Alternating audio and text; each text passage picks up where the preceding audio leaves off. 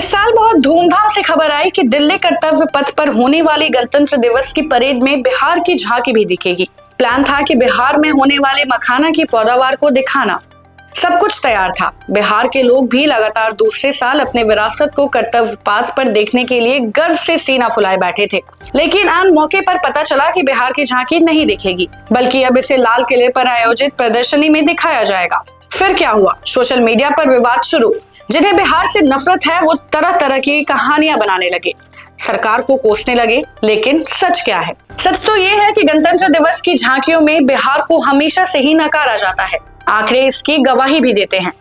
खबरों के हवाले से बात करें तो पिछले 21 सालों में यानी साल 2005 से अब तक बिहार की झांकी सिर्फ 3 बार गणतंत्र दिवस परेड में दिखी है।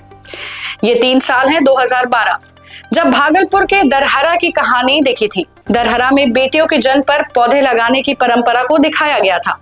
इसके बाद साल 2016 में चंपारण सत्याग्रह से जुड़ी झांकी दिखी और पिछले साल 2025 में महात्मा बुद्ध से जुड़ी विरासत को दर्शाया गया था। अब क्या है कि साल 2023 तक गणतंत्र दिवस की झांकी सिलेक्शन का तरीका मनमाना था।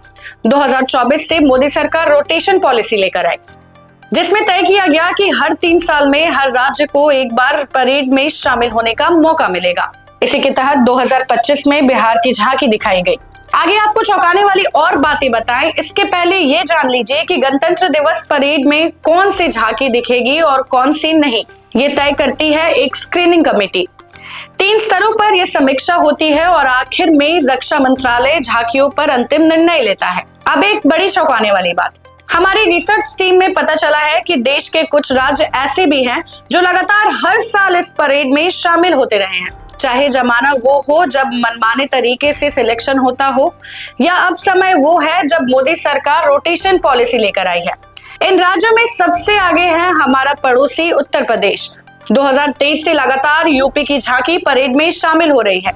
इसी तरह गुजरात भी 2023 से लगातार हर साल परेड में दिख रहा है। यही नहीं, कर्नाटक, उड़ीसा, महाराष्ट्र, राजस्थान और पश्चिम बंगाल की झांकियां भी लगभग हर साल परेड में दिखी जाती हैं।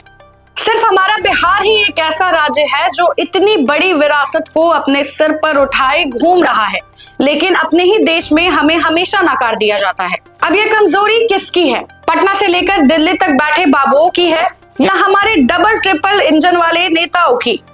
हमें सोचना तो पड़ेगा।